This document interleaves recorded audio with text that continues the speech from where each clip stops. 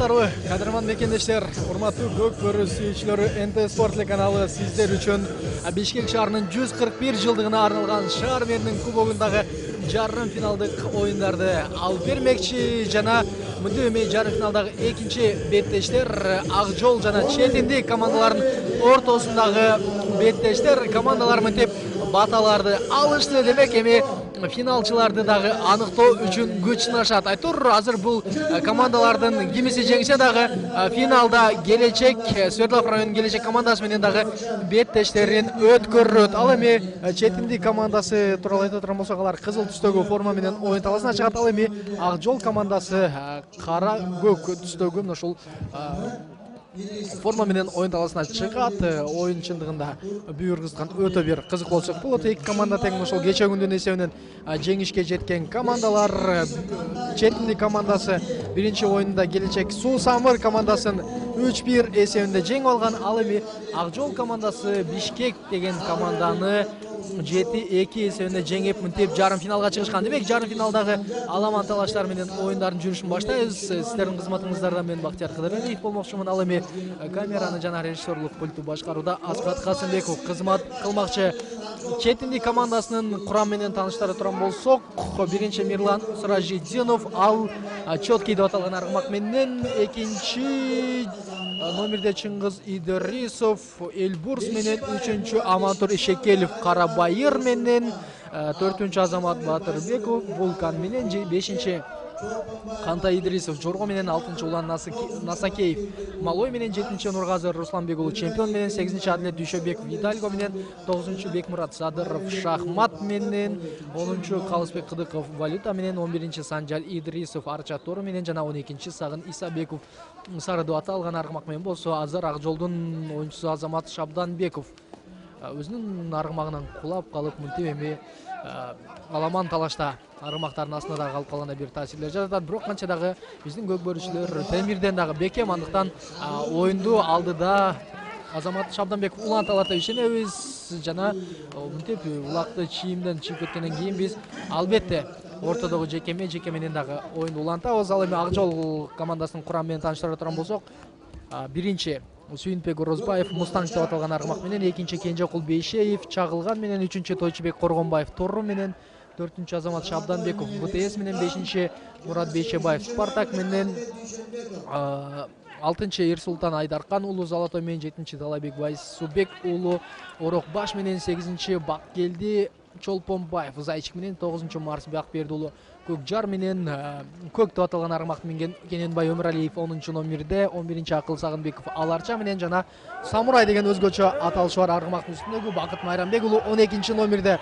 Демек биз ортодогу жекени көрөбүз жана мынтип оюндун башында эле жаза мамысына Келечек командасынын өкүлү тартылат.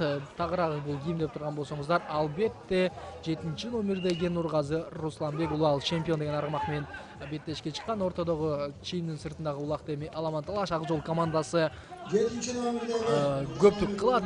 Айтор алар эми мына ушул жерде өзлөрүнүн дагы мыктылыгын көрсөтсө болот, көпчүлүгүн пайдаланса болот жана улакка биринин артынан бири бой ташташат. Дагы жеңишти камсыз кылууга дагы бардык жагынан даяр. Улакты сол кол менен жерден көтөргөн Азамат Шабданбеков жана Азамат Шабданбековдун сол такымындагы улак, аны эки жагынан азыр Четиндинин оюнчулары коргоого алган экен. Азамат болсо командалашына мынтип улакты ашырып берет, улакты өңөрүп алууга Ак Жолдун оюнчулары канчалык умтулбасын, аны такымдан жулуп кетүүгө Четиндинин ошол мыкты оюнчуларынын бири болгон Сагын Исабеков ашыгат жана Сагын Исабеков албетте азыр Азамат Шабданбековдун такымына кире басылган улакты ала албайт. Дагы улакты өткөрүп алган ал 3-чү номердеги Тойчубек Коргонбаев жана Тойчубек Коргонбаевдин тайгазанды көздөй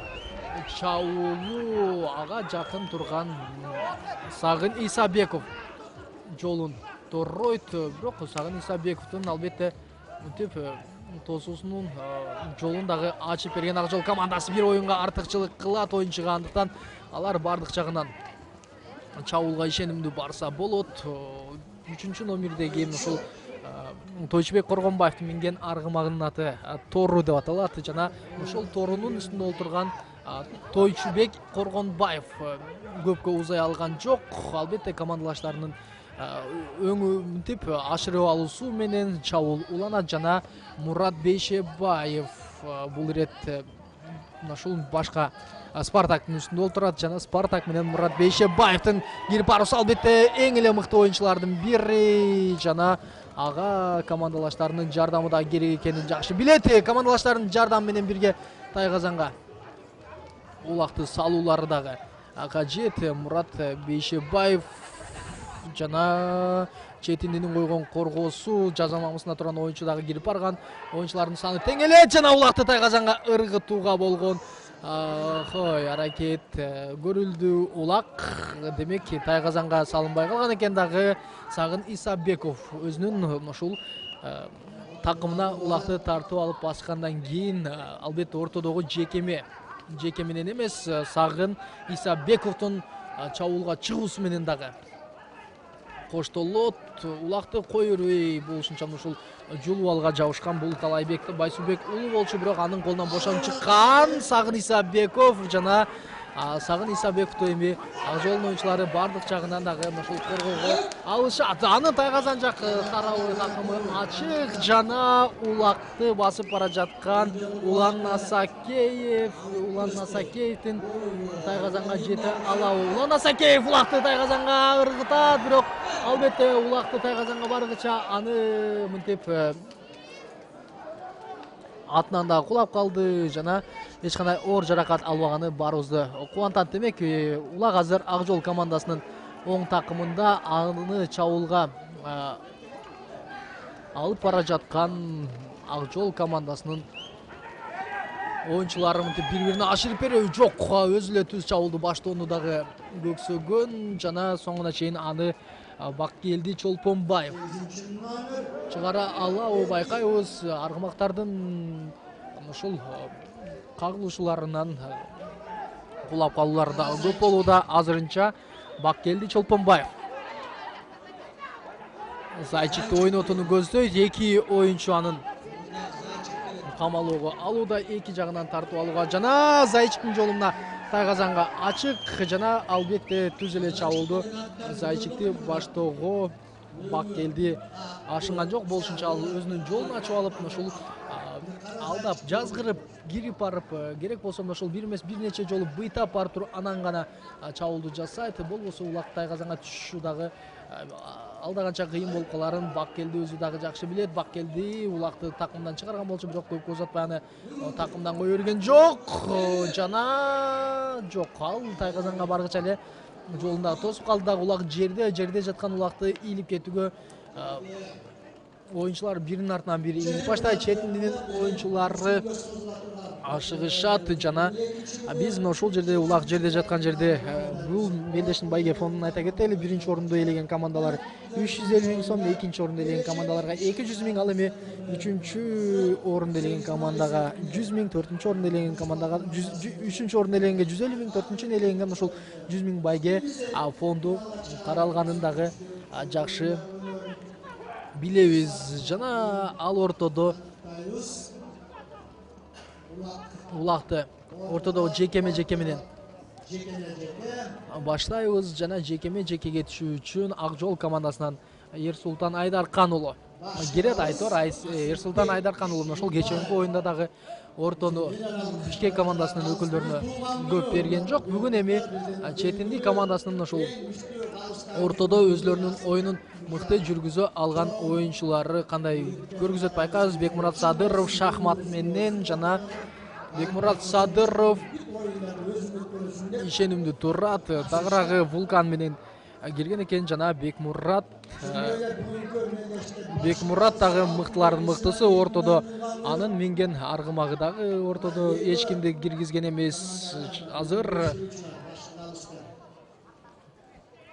чындыгында эле Эрсултан Айдаркан уулу менен Бекмураттын тирешинде аргымактардын койдуруусу ойносу дагы мыкты жана улакты сол кол менен жерден көтөрүп сол такымга баскан Бекмурат Садыров азырынча чыкпайт жана анын астында турган Вулкан жарылууга аз калды жана албетте чейинден чыккандан кийин эми анын жарыла чуркоосун көрөбүзбү? Командалаштары жолун ачып берүүгө умтулду жана Вулкан эки оюнчудан буйта өтөт, тагандан ары ашырып берет, улакты оң такымга ашырып алган.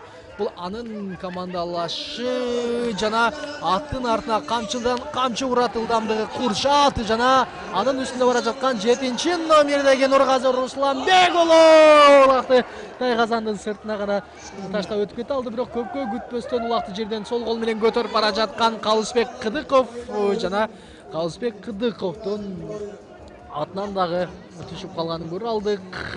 Улакты Тойчубек Коргонбаев көпкө күтпөстөн өз такымына басты жана Тойчубек Коргонбаевдин алды ачык. Айтор келечектин оюнчулары жаңылышып калган жана азыр оюнчулардын чабуулуу соолугу менен улануусу дагы керек болчу.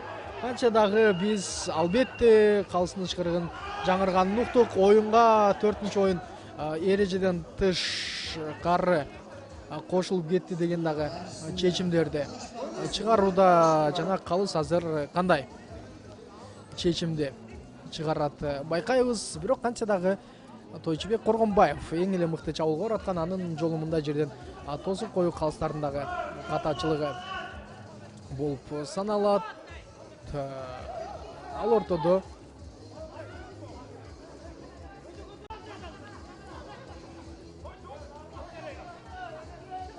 улакчылардын аттарды койдуруусу, улак оң такымда чындыгында ушул Тойчубек Коргонбаевди бир аз алдыраак коюп койсо дагы болмок. Анткени ал алдыда ушул качып бара жаткан болчу жана калыстын ышкырыгы жаңырды. Андан ары улакты өңөрүп алган Мурат Бейшебаев жана Мурат Бейшебаев командасынын эң бир ушул мыкты улак таштоочу оюнчуларынын бири, же болбосо улак таштоодо бомбардир деп койсок дагы болот. Анын жолун азыр четиндин эки оюнчусу коргойт. Ага карабастан Мурат Бейшебаев бардык жагынан жарып кирет дагы Тайгазанда, бирок командалашынын жардамы менен алгачкы улакты Тайгазанга ыргыталабы. Улак Тайгазанда жана мынтип Акжол командасы эсепти ача алды. Четинди командасынын оюнчусу Адилет Дүйшөбеков ушул жаза мамысында дагы олтуруп калган, бир оюнчуга аздык кылган. Четинди командасынын азыр коргонундай коргоно албай калганын дагы көрүп атабыз. Чындыгында бир оюнчу аз, эми бир аз ушул кыйынчылыкты дагы жаратарын жакшы билебиз. Ал ортого келе жаткан таштала турган улак эсеп 1-0 жана Акжол командасы эми командалардын биринчи четинен бирин дагы жеңип алууга даяр. Четинди командасын ошол Бишкек шаарынын Ленин районунун атынан оюндарды жүргүзөт. Улакты сол такымга Азамат Шабданбеков басат жана Азамат Шабданбеков бул ирет эми өзүнүн ошол аргымагы БТСте озунунан бери айлантып көрүнүү дагы көксөгөн жана ой анын жолун тосуп барган Азамат Батырбеков менен бул аргымагы кулап калат. Ал ортодо Азамат Шабданбековдун ашыкпай мынтип Тайгазанга кирип баруусу, коргоочулар эки жагынан аны коргоп алган экен дагы. Улакты эми такымдан жулуп кетүүгө Сагын Исабеков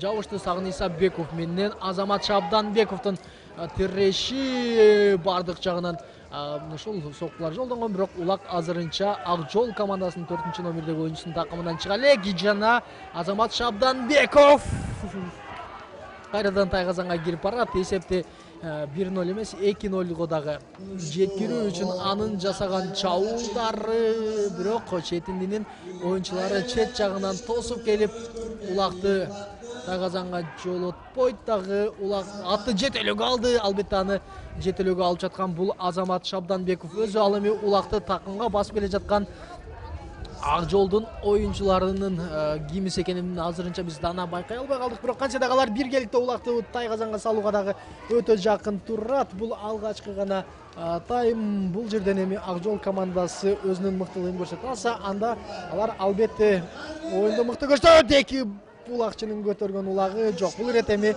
улак жерге түшүп калуу коркунучунда дагы турат. Коргонуну четиндинин оюнчулары мына эми гана мыкты кое алышты дагы бардык жагынан тосуп жетишип калды. Кантай Идрисов мына ошол жорго менен улакты илип кетти жана Кантай Идрисовдун баштаган чабуулу 3 оюнчунун курчоосунда Кантай чийимден чыккан жок. Улаганын такымында Сүйүнбек Орозбаев Кантайдан бир аз калып калды, бирок Кантай албетте улакты таштап гана чыгып кетүүнүн башка аргасы жок. Улакты албетте ушул мыкты ойноткон Сүйүнбек Орозбаев аргымагынан да кулап түшкөн көрдүк, бирок кубантарлык нерсе бул эч кандай жаракат алган жок.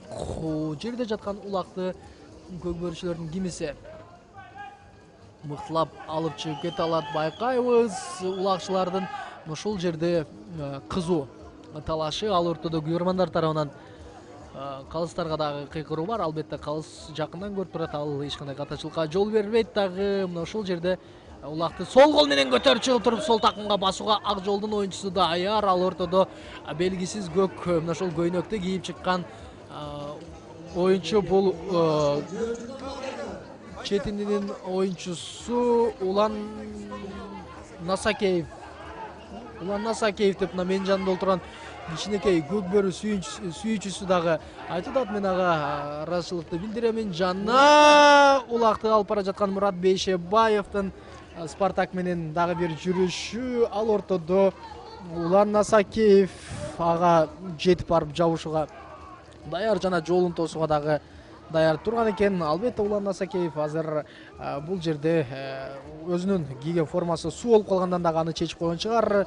Четиндинин аргымагы жерде жатат, кайра бутуна турат дагы. Ак жолдун оюнчуларынын жолун Тайгазанга толугу менен жеткирбей тосуп барышат. Улакты оң такымга баскан бойдон Мурат Бейшебаев жана азырынча Мурат Бейшебаев такымда турган улакты кое бербейт. Аны жетелөөгө алган командалаштары эки оюнчунун жардамы менен деп айтууга алыспыз. Анткени Мурат Бейшебаев эми колдорунун каруусун тарай эле экен дагы көрсөтүп ишарат кылгандан кийин кайрадан дагы бир кирип барат. Албетте жолу ачык жана Мурат Бейшебаев командалаштарынын жардамы менен улакты Тайгазанга таштоого аз калганда Ак жолдун оюнчулары коргосуна көрсөттү жана экинчи улак Тайгазанда. Демек албетте көксөгөн Ак жол командасы монтип жетишти дагы. Мурат Бейшебаев такымда турган улакты соңуна чейин кое бербей, ал өзүнүн ошол командасынын өкүлү Кенжокул Бейшеевдин жардамы менен Тайгазанга ыргытканда көрдүк. Эсеп 2-0 жана чындыгында Четинди командасы азыр кандай коргонууну дагы билбей турат.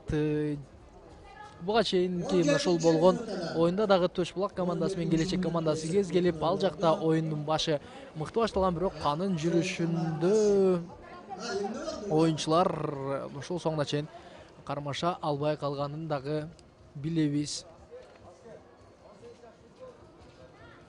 Жана улакты Вулкандын үстүндө олтурган Бекмурат Садыров чийимге таштады жана чийимдеги ушул аламан талаштагы көкбөрүүчүлөрдүн эми талаштарында байкайбыз. Бардыгы атты салып улакты алдырууга даяр жана мына ушул жерде эңилсе дагы болмок. Четиндин оюнчулары көпкө созулуп турбай, бирок аны ушул Чыңгыз Идрисов орноткон жок, күтүп турат соңуна чейин. Албетте улакчылар биринин артынан дагы ушул бери улакты урдурат. Улак сол такымда, сол такымга улакты баскан бул Адлет Дүйшөбеков жана Адлет Дүйшөбеков кандай чабуулдарга барарын байкайбыз. Калыстын ышкыры жаңырат, бирок эч кандай чийимден чыккан эмес болчу. Бирок бул эми кантсе дагы калыстын эми ышкырынын жаңыруусу. Ортого көпкө көтөрүлүп Бекмурат Садыров Вулкан менен кирип келет жана Вулканга каршы ортодо оюн жүргүзгөн бул Эрсултан Айдаркан уулу. Ал ушул өзүнүн минген аргымагы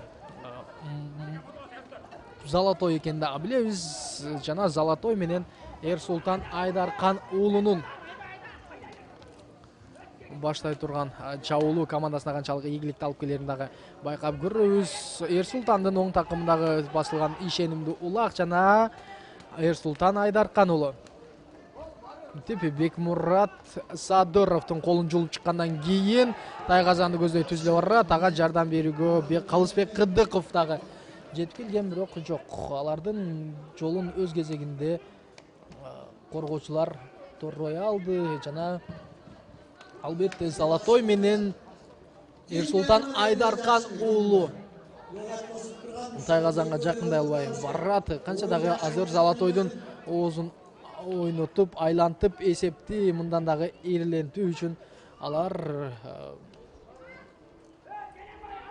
күчүн жумшоодо. Бирок Бекмурат Садыров улактын бир туягын кармаганы менен андан ары кайрадан эле Эрсултан Айдаркан уулу аттын тизгинин туура бурат жана мынтип оюндун бүтөрүнө дагы саналуу гана секундалар калганда ортодогу жекеме-жеке демек биз албетте жекеме-жекени көрбөйбүз дагы экинчи ушул таймдын жүрүшүндө дагы амандаша тургандай таасирлерди калтырды. Канча дагы улакты эми жекеме-жекеге эмес болгону аламан талашка дагы алып келип таштап койсо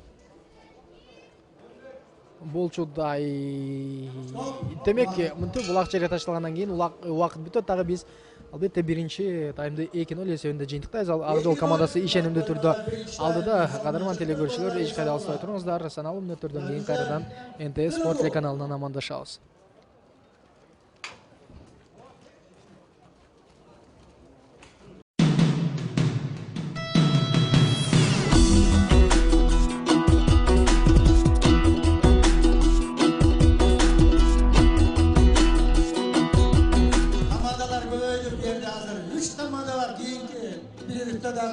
Tamadaların çoğu Bakay geldi Şükürov.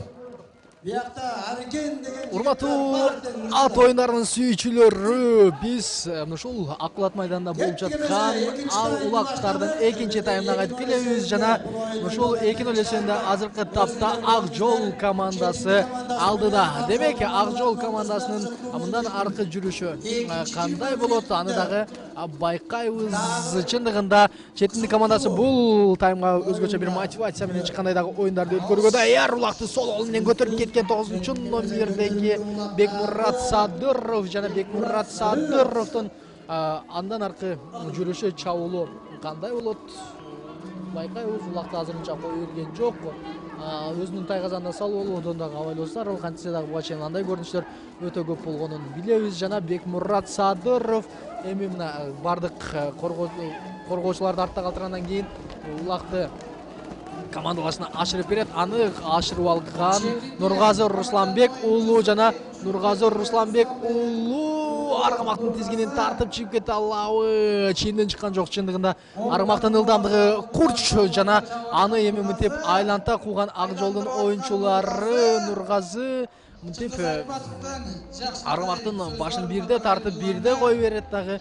Өзүнүн командасы үчүн алгачкы улакты ушул таштаган Нургазынын чабуулу жана Нургазы бул ирет дагы айлантып көрүнүү каалаган экен, бирок анын жолун азыр Ак Жолдун капитаны Сүйүнтбек Орозбаев тосот. Сүйүнтбек Орозбаев жана эки жагынан ушул курчоого алган оюнчулар. Ал ортодо Нургазы Русланбек уулу айлантып көрдү, андан жыйынтык чыккан жок. Балким ушул күтүп туруп гана чабуулду башташы керек беле. Байкайбыз, улакты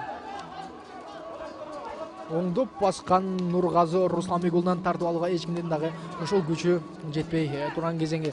Эсиңиздерге салабыз, бул Бишкек шаарынын 141 жылдыгына карата Борбор каланын мэринин кубогуна болгон алгачкы ушул таймаштар. Бул буга чейин мындай самалык болуп келген эмес. Жалпы жонунан ушул Бишкек Чүй командасынан келген командалар ушул 1-4 финалдын алкагында кечээ күндөн бери күч сынашып жатат. Алгачкы ушул кечээ күндө 1-4 финалда Төш Булак Көкжалды 5-1 жеңип кийинки баскычка өтө алган болсо, четинде Келечек Суу Самыр командасын 3-1 жеңип алган. Ал эми Ак Жол Бишкек командасын ушул 7-2 эсебинде жеңген болсо, Бишкек шаарынын Келечек Свердлов командасы алар командасынын ушул жүрүшүн кара балта менен кезгелген Келечек командасы 11-2 эсебинде дагы ишенимдүү жеңишке жете алган. Азыр мынтип жарым финалдын алкагындагы экинчи oyun, биринчи oyunda Келечек командасы өзлөрүнүн ошол күчтүү делген каршылашы болгон Төш Булактыктарды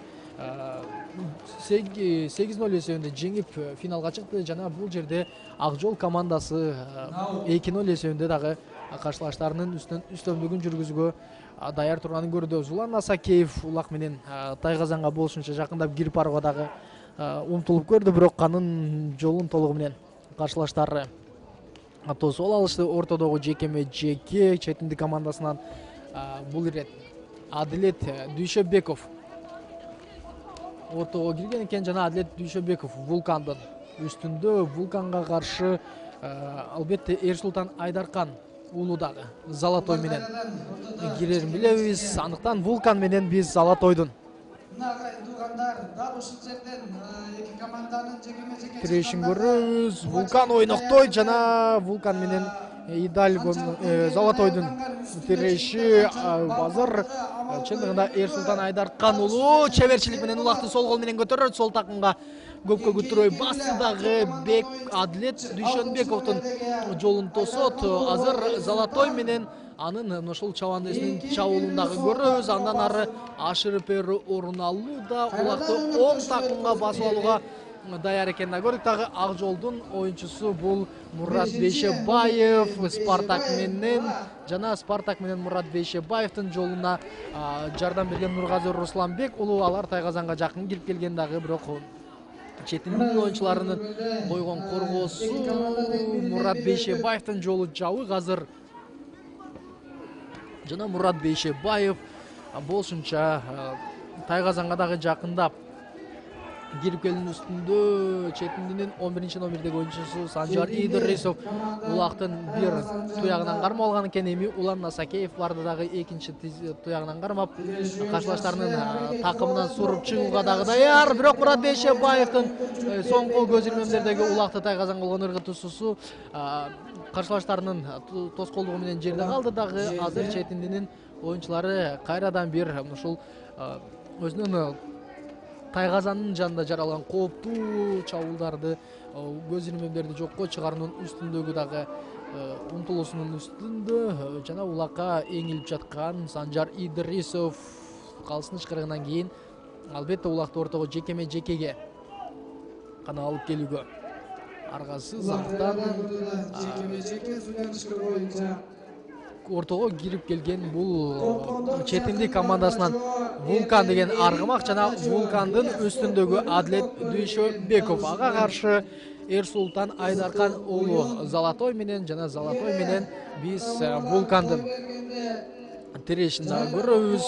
Чындыгында Золотой дагы Вулкан дагы ушул ортодогу орто аргымактардын бири командасы үчүн эң ийгиликтүү жүрүштөрдү буга чейин дагы жасап жаткан жана Вулкандын үстүндөгү көгбөрүүчү Адилет Дүйшөнбеков улакты сол такымга көтөрүп басты. Аны кой өрбөй тартып алууга Эрсултан Айдаркан уулу эми чыга эле жабышкан. Демек көгбөрүүчүлөр мынтип чийимден чыгат. Дагы албетте улактын бир тизгинин коюп жүргөн Эрсултан Айдаркан уулун да көрдүк.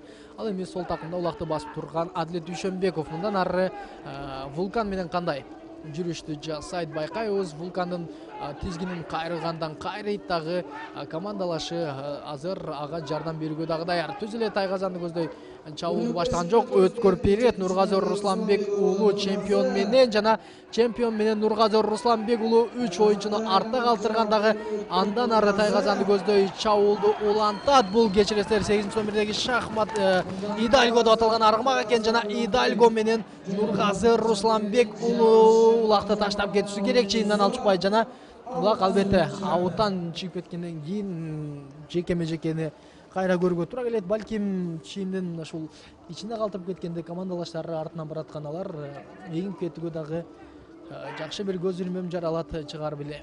Кайрадан эле Вулкандын үстүндөгү Адилет Дүйшөнбеков менен Золотойдун үстүндө камчылап олтурган Эрсултан Айдаркан уулу жекеме-жекеден ушул чийимдин ичинен улакты эңип кетүүгө даяр. Насакеев улакты ортого таштайт дагы калыстын ышкырыгын бүтөт. Эми калыстын ышкырыгы жаңыргандан кийин биз албетте көгбөрүүчүлөрдүн улакты талашуусундагы бүтөбүз. Азыр эңиши керек. Калыстын ышкырыгы жаңырды. Улакты жерден эңүүгө уулу Адилет Дүйшөнбеков көпкө чейин умтулду дагы мынтип улакты жерден алгандан кийин сол такымга басууга даяр. Бирок Эрсултан Айдаркан уулу бул ирет эми кой бербей андан тартып алуунун дагы үстүндө турат. Жана Эрсултан менен Адилеттин ат үстүндө ат жалында барат улакты талашуусу балбандардын кимисинин такымда улаккаларын дагы көрөбүз. Айтор артында сүрмө топ менен дагы бара жатканын көрүүдөбүз. Улак болсо Ак жолдун оюнчуларында жана мынтип чийимден дагы чыгып кеткенин көрө алдык. Андыктан азыр улакты ортого борбордук сызыкка алып келип таштагандан кийин биз ортодогу жекени дагы көрөбүз. Чындыгында оюнчулардын жеңишке болгон умтулуу каалоолору дагы барган сайын күчөп барат. Эки команда тең ошол мыктылыгын көрсөтүүгө даяр. Калсын ышкырыгы жаңырды. Аттарга камчы үстүнөн камчы салган Эрсултан менен Адилеттин тиреши жана азыр Эрсултан Айдаркан уулу чемпион менен каршылашуунун жолун бардык жактан толуктайт жана ага каршы ойноп аткан Адилет Дүйшөнбеков Вулкан менен улакты сол такымга басты. Эрсултан Айдаркан уулу жана Айдаркан уулу албетте бул жерден эми каршылашууна улактын бир туягындагы карматпай туруп чабуулду баштоого даяр. Золотойдун тизгинин солду көздөй тарткан жок.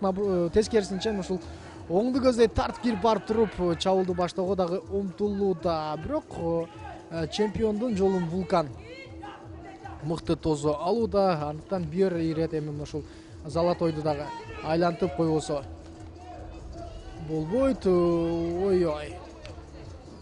Эрсултан Айдаркан уулу көпкө кармады, ашыккан жок. Алар кечээ дагы ошол оюндарда мынтип улакты көпкө чейин кармап барып андан кийин ушул Тайгазанга таштаганын көргөнбүз. Эрсултан Айдаркан уулу сол жагында эки улак чор болчу, экөөнү тең жазгырып быйта өтө алды жана Ак жолдун оюнчуларынын Тайгазанга уламдан улам жакын кирип баруусун көрөбүз. Айдаркан уулу улакты такымдан чыгара элек, ашырып берүү керек.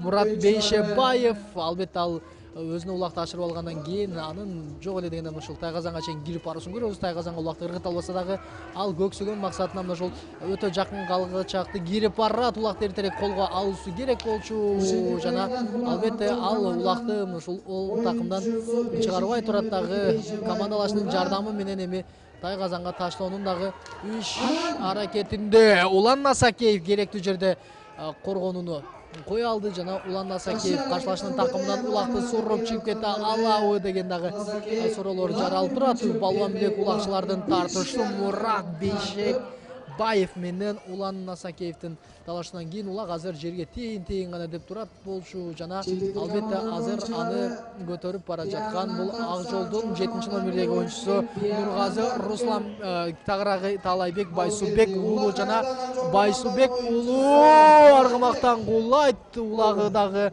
өтүгү дагы айтор бардыгы мына ошол жерде калды дагы. Эми калыстын ышкырыгы жаңырган жок. Демек улакты мына ошол жерде мыктылап чабып улантуулары дагы керек. Канча дагы аламан талаш мыкты болоорун дагы жакшы билебиз. Азыр Ак жолдун оюнчулары улакты жерден чеберлик менен илүүгө дагы даяр. Ашыгуунун деле кажети жок. Эми гана четиндинин эки оюнчусу мынтип кирип барат дагы. Улакка бой таштаган бул Сагын Исабеков болчу. Сагын Исабеков улакка жеткиче эле каршылаштар келип ат салдырып жолун тосо алды жана сол колдогу улак албетте улакты жерден көтөргөндөн кийин оңой менен коюп жибербесин билебиз. Санжар Идрисовдун жерде жаткан улакты Ак жолдун оюнчусу сол кол менен көтөрүп дагы сол такымга басууга даяр. Бул албетте Азамат Шабданбеков БТСтин үстүндө. БТСтин ылдамдыгын быйтай алганын дагы билебиз жана азыр БТСти эми сүрмө топ менен чейимден чыгарууга дагы Ак жол командасынын оюнчулары умтулууда. Ага карабастан Азамат Шабданбеков каршылаштарын Тайгазан көздөй чабуулду баштоого дагы даяр жана Улак менен Азамат Шабданбеков каршылашынын ушул командалашынын жетелөөсү менен каршы Тайгазанды көздөй барат. Албетте Тайгазанга жетүүгө дагы өтө аз көз ирмемдер калды. Эки оюнчу эки жагынан тороп алган экен дагы четиндинин азыр ойунчу Санжар Идрисов менен анын ушул командалашы болбой эле улакты жулуп кетем деген Нургазы Русланбек уулу жана Нургазы Русланбек уулу көксөгөнүнө жетти. Каршы Тайгазанды көздөй чабуулду. Эми гана баштоосу керек. Нургазы Русланбек уулу улакты аттын жалына алып чыкты жана албетте түз эле Тайгазанга орто кала алган жок. Албетте өзүнүн ушул аргымагы чемпионго ал көбүрөөк ушул ишенген чыгар. Канча дагы чемпион менен Нургазы аттын тизгинин дагы бир кайрып келебичи болсо мынтип таштап койду. Азыр Нургазы Русланбек уулунун ушул колдорунун карысына бир аз кетип калган чыгар. Ал ортодо Улан Насакеев ортого кирип барат. Анын жанында оюнга кирген 5-номердеги Кантай Идрисов жана коргоочулардын эми мындай аламан талашта мыкты оюн жүргүзөрүн дагы билебиз. Ким бул жерден улакты коргоп берсе, кимиси эңип кетсе, мына ошол команда каршылаштарын Тайгазанда дагы кооптуу чабуулду жасап коет. Эч ким азырынча эңилген жок жана ким улакты эңи алган болсо анда Бали деген бир алкышка да татыйт эле. Бирок канча дагы биз калсын ышкырыгын уктук жана калсын ышкырыгынан кийин ортодогу жекеге оюнчулар чыгат. Четинди командасынан Вулкан келе жаткан болсо, ал эми Ак Жол командасынан бул ирети ким ортого түшөт азырынча белгисиз. Бекмурат Садыров. Вулканды өзүм мыкты ошол баштайм деп дагы ортого түшкөн экен. Ага каршы Акыл Сагынбеков минген аргымагы Зайчик жана Акыл Сагынбековдун чабуулун көрөбүз. Бирок улакты Бекмурат Садыров өз такымына ишенимдүү басты. Бекмурат Садыров көпкө чейин күтөт жана албетте азыр Бекмурат Садыров ошол Вулкандын тизгинин түз бура алгандан кийин эми жакын Тайгазанды көздөй чабуулга барууга дагы даяр. Ак Жолдун оюнчулары эки жагын бардык жагынан кысымга алган. Ашырып берүү Санжар Идрисов Арча Торунун такымына улакты өткөрүп алды жана Арча Тору менен Санжар Идрисов бир айлантып көрүнүү дагы көксөйт жана ушул Санжар Идрисов 1995-жылы жарык дүйнөгө келген көкбөрүчү 24 жашта баралына келип күчүнө толуп турат десек дагы болот жана ал болбой эле ушул каршылаштардын улакчыларынын жолу мынтип кайрып чыгат. 3 улакчы анын маңдайында, калган жактан жолу ачык. Улактын такын жалына улакты көтөрүп чыгышы керек жана жок. Командалаштар биргеликте көтөрүп барып ыргытууну дагы көздөгөн болчу. Улан Насакеев улакты алды жана сол такымга Улан Насакеев бул рет басып алат. 12-номердеги аргымакты мин жүргөн экен. Сары деп аталган аргымакты жана Сары менен Улан Насакеевдин Тайгазанга түз эле кирип баруусун көрөбүз дагы. Албетте биринчи улакты салабыз. Салды Бали. Ушул оюндун интригасын дагы жандандырып койду. Эсеп 2-1 жана четинди командасы экинчи таймда эсепти мынтип ачты дагы командасы үчүн эң бир ушул жакшы жүрүштөрдү жасап кое алды. Ал эми биз болсо аламан талашка кайрадан келип жетебиз дагы. Улакты ортого аламан талашка алып келип таштоо үчүн Ак Жолдун оюнчусу сол такымда улакты басып келе жатат. Ал эми мынтип улак чийимге ташталгандан кийин калсын ышкырыгы жаңыраттагы алгачкылардан болуп эле четиндин улакчылары эңилип көрдү жана аны ушул көпкө күттүрбөстөн жерден эңип кетүүгө бардык улакчылар даяр. Чындыгында кооптонушат. Каршылаштары ушул атты салдырууну дагы мыкты билишет. Улакты алды канча дагы Сагын Исабеков жана сол такымга басат. Сагын Исабеков бул ирет эми кайсыл аргымактын үстүндө жүргөн экенин билбейбиз, бирок аргымактын ошол сары экен. Демек сары деген аргымактына ушул болушу дагы мүмкүн. Же болбосо аны буга чейин Улан Масакеев менин жүргөн 12 номердеги аргымакта болушу ыктымал. Канча дагы азыр Улак менен Сагын Исабеков эсепти теңөөнүн үстүндө дагы жүрөт жана Улактын бир ушул туягын кармаган Ак жолдун оюнчусу аны оңой менен кое бербейби деп дагы күткөнбүз, бирок Сагын Исабеков аны бошотуп чыгалды. Андан ары Талайбек Байсубек уулу Улакты кое бербей кармайт, такымдан чыгууга дагы аз калган экен. Бирок соңуна чейин Талайбек Байсубек уулунун колунун ушул дарманы жетпегенден кийин Улакты ашырып берет. Улакты оң такымга алып ашырган бул албетте ким деп турган болсоңуздар Нургазы Русланбек уулу кооптуу ушул чабуулдарды жасоодо чеберлердин бири жана аргымактын тизгинин тарталган жок, дагы аутка чыгып кеткенден кийин биз ортодогу жекени көрөбүз. Экинчи таймдын 19-минутасы.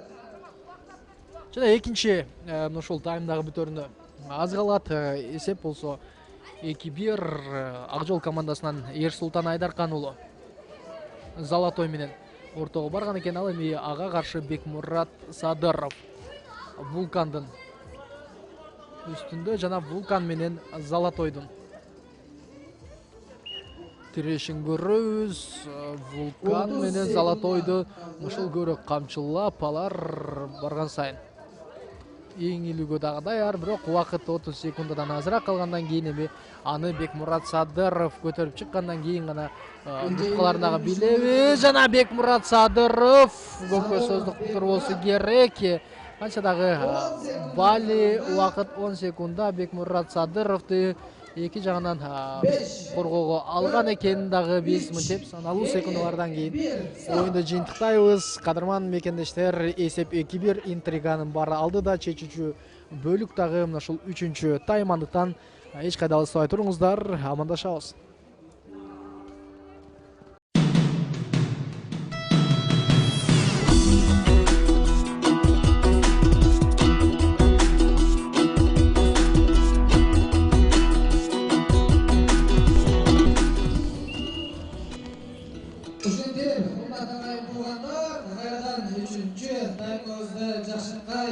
Ерлан Мырзанын жакынага көтүү дегендер менен экемди ортодогу Асымбек Калысты жана ошондой эле башкы Алтынбек Калысты куттуктап жакшынакай менен 3-чү бөлүгүбүздү дагы дайымыбызды башталды.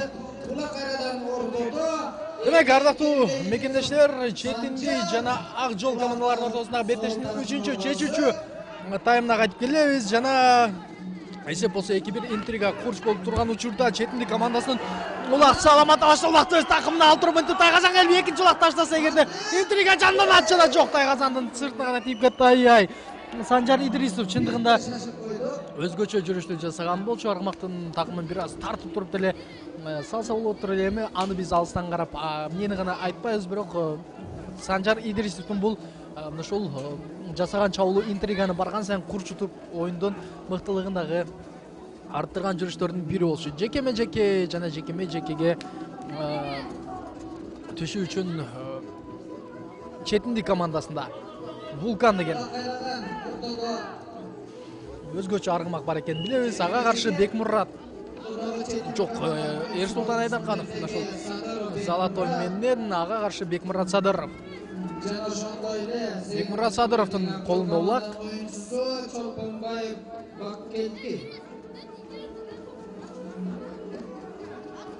Эрсултан Айдаркан Улакты көпкө чейин сол кол менен кармады дагы. Бирок аны ушул көтөрткөнгө Бекмурат Садыров каршылыгын көрсөттү. Андыктан мынтип эми Бекмурат оң кол менен Улакты алып сол колго ашырып берет, дагы сол такымына баса оңдоп туруп басканга да ашыкты. Улактын жүрүшүн дагы өзгөрткөндөн кийин такымга салган Улакты эми оңой менен Бекмурат кое бербейт. Улактын албетте азыр мыкты чабуулга дагы даяр. Ал ортодо Улакты атынан кулап калган экен. Бул Мурат Бейшебаев жана Улакты азыр ашырып берүү улакта Мирлан Сиражиддинов чоткий менен алат дагы. Чоткий бир жүрүш жасап койсоң да өзгөчө булурда билебиз. Демек чоткий деп аталган ушул аргымактын ылдамдыгын байкап көрөлү. Азыр эч нерсени карабай Санжар Сиражиддинов аргымактын улагын тизгин тарта алды жана улактын ошол чубалган ичегиси дагы бардыгы артта калды. Эми мынтип улакты Тайгазанга апарып салууга гана аз калганда команданын капитаны Мирлан Сиражиддинов дагы бир айлантып көрүнүп туура көргөн жана анын мынтип айлантуусу командашынын жардамдашы Улан Насакеев менен Тайгазанга келет жана Тайгазандын жанындагы улакты Улан Насакеев менен экинчи номердеги чыңгыз Идрисов алып алышкандан кийин калсын ышкыры жаңырды. Албетте азыр бул жерде Мирлан Сиражиддинов эч кандай жаракат албайм, ушул беттештин жүрүшүн дагы уланта алат деп ишенели Мирлан Сиражиддиновду.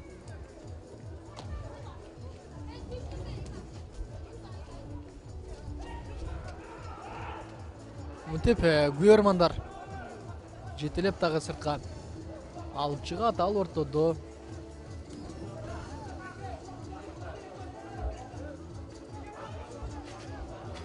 биз Мирлан Сиражиддиновго ден соолук амандык каалайбыз. Албетте ал азыр ошол ортодон ишенимдүү түрдө эле мынтип өз акырынан басып чыгып барат. Анын артынан аргымагындагы ошол жетелеп алган. Демек эч кандай ошол топтоочу учур жаралба дейбиз дагы. Калсын ышкырыгы жаңыргандан кийин биз ошол сол такымда улакты кармап турган Улан Насакеевдин чабуулу менен дагы оюнду улантабыз. Улан Насакеевдин сол такымдагы улак аргымактардын мүдүрүлүүсү. Ал ортодо Улан Насакеев түз эле Тайгазанды көздөй келет жана ой Улан Насакеев дагы Тайгазанга жетпей аргымагынан тең салмактуулугун жоготуп кулап түштү. Улакты көтөрүп келе жаткан бул албетте четиндин оюнчулары 11 номердеги Санжар Идрисов улакты ашырып алат дагы. Сүрмө топ менен чийимден чыгып кетүүгө дагы даяр.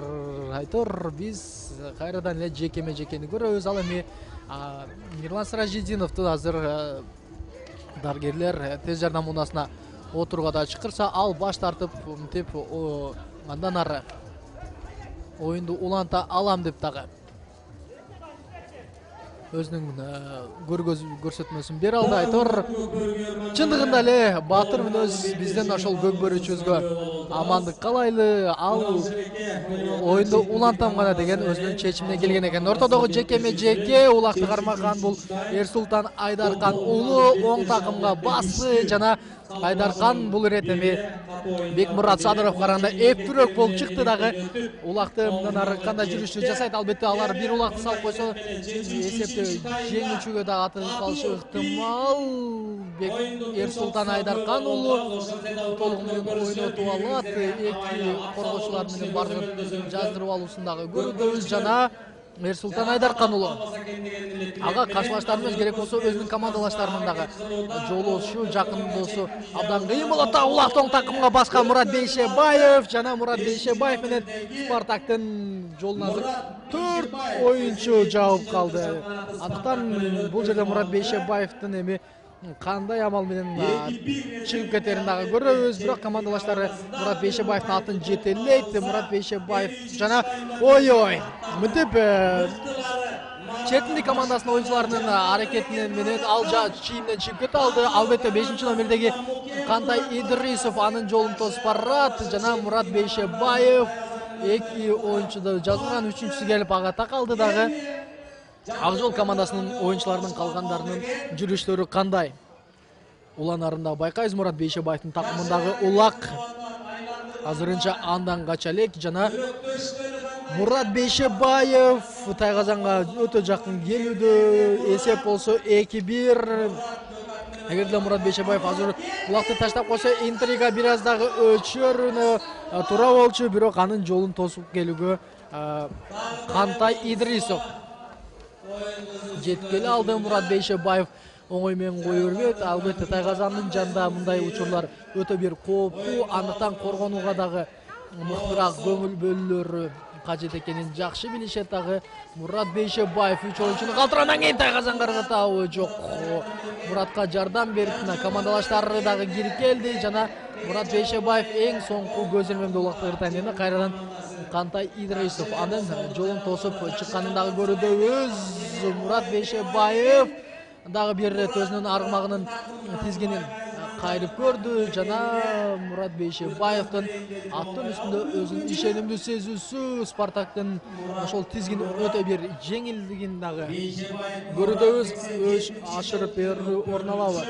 Жок, Мурат Бейшебаев улакты. Андан ары 7-номердеги Нургазы Русланбек жок, тагыраагы Талайбек Байсубек уулу өткөрүп алган жана Талайбек Байсубек уулунун жолундагы тосушат, бирок ага карабай ошол күчтүү аргымактардын жалына төшүнө таянып Ак жол командасы чийимге дагы Тайгазанга дагы кирип келгени менен азыр улактын бир булушун кармаган албетте 5-номердеги Кантай Идрисов аны оңой менен жол отпорундагы көрсөтөт. Улак болсо дагы деле Ак жолду оюнчуларынын такымында аны суруп чыгууга умтулган бул келечек командасынын четиндик командасынын өкүлдөрү. Тагыраагы мына ушул оюндун кош мүнөзүндө аларды бир аз жаңылтып дагы алабыз жана улак четиндигинин оюнчуларында мына эми ошол жерден чабуулду бир аз корчутса дагы болорун билебиз, бирок күчөтөбү чабуулду. Кептин баары мына ошол жерде.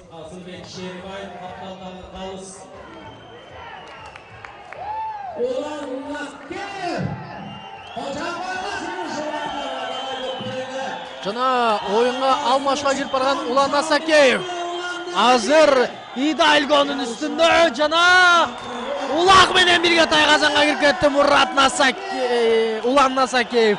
Бали оюндун интригасы жанды, эсеп 2-2 жана 2 команда тең финалга чыгууга амбициялары дагы күч экенин көрсөтө алды.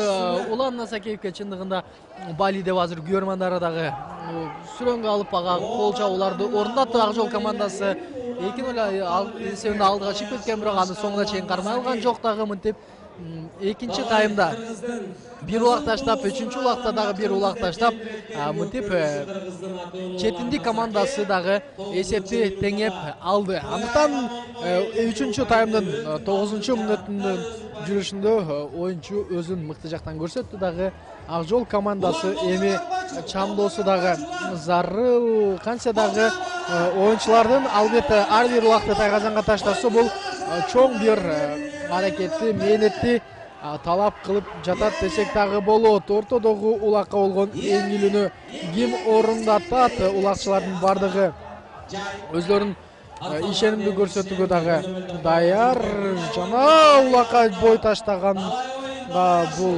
четиндин оюнчулары 9-номердеги Бекмурат Садыров болчу. Ал ортодо Ак жолдун оюнчусу Баккелди дагы бой таштаган. Дагы аны Акыл Сагынбеков жерден көтөрүп чыкты. Сол такымга бастырбай туруп аны четиндигин оюнчулары мынтип талашты. Дагы албетте 9-номердеги Бекмурат Садыров дагы оңой менен эми ой бербесин билебиз. Андыктан командалар ушул оюндун барган сайын курчтугун, көркөмдүгүн арттырышууда. Накта жигиттин гүлдөрү жекеме-жеке чыга турган оюн аттарды жазмалуу менен мына ушул жасында аттыган ортодогу жекеме-жеке Эрсултан Айдаркан уулу. Ал Золотойдун үстүндө, ал эми ага каршы Вулканды минип чыккан. Бул албетте Бекмурат Садыров жана Бекмурат Садыровдун аргымагынын арт менен кирип барышы. Вулкан азыр Золотойду турта алды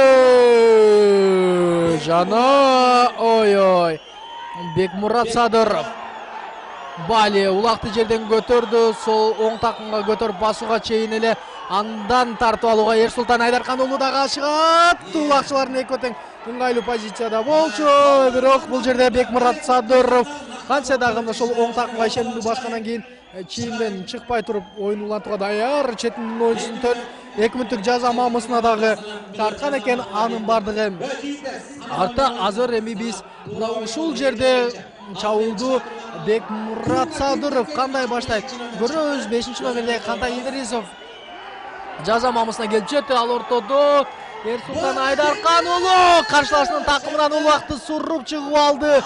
Чындыгында Айдаркан уулу өткөрүп берет. Мурат Бейшебаев жана Мурат Бейшебаев бир оюнчуга артык үстөмдүк кылып турат. Эми улакты эртерээк такымга аттын жалына алып чыкса деле болмок. Бирок Мурат Бейшебаев эмне мынча көпкө создуктуру белгисиз. Мурат Бейшебаев командалашынын жардамы менен улакты салууга даяр болчу. Ат сүдүрөйт ал ортодо улакчыны жана ага карабастан улакты оюнду улантууга даяр экенин Эрсултан Айдаркан уулу көрсөтөт. Дагы чийимден аутка чыгып кеткенин дагы көрө алдык. Чындыгында аутка чыгып кеткен бак келди бул Чолпонбаев болчу. Чындыгында оюн мына ошол курч мүнөздө интрига күч. Эгер деле мына ошол 3-чү тайм 2-2 менен жыйынтыкталып калат болсо, анда кошумча берилген убакытка өтүп кетебиз. Кошумча берилген убакыттан дагы жеңүүчүнү аныктay болсо, анда биз буллиттер сериясына дагы келип жетебиз. Андыктан командалардын оюну мына ошол жарым финалдык оюну курч мүнөздө өтөт. Ал ортодо улакка эңилген 7-номердеги Нургазы Русланбек уулу жана алга каршы оюнду ишеним жүргүзгөн Эрсултан Айдаркан уулу Золотой менен сол такымга улакты басат. Эрсултандын оңдоп алгандан кийинки жасай турган чабуулун көрөбүз. Жаза мамысынан чыккан Кантай Идрисов оюнга кошулууга дагы даяр жана Кантай Идрисов убакыт бүтө электе эле кирип кеткенин дагы ушул ат майдандын жаңыртуучусу айтат жана мынтип оюнчулардын саны теңелет. Бирок ал ортодо Ак жол командасынын чабуулу улак сол такымда Эрсултан Айдаркан уулу кандай жүрүштү жасайт байкап көрөбүз. Андан улакты тартуу алуу үчүн дагы четиндинин оюнчулары даяр. Сүрмө топ менен улак деп албетте чийимден чыгып кеткенин дагы көрө алдык. Демек кайрадан ортодогу жекеме-жекени көрөбүз. Экинчи күнгү оюнда көп болуп отурабыз деген жолдон аутка чыгып кетти. Полуфиналдык беттешүүнүн 3-3 бөлүмүнүн 15-минутасы.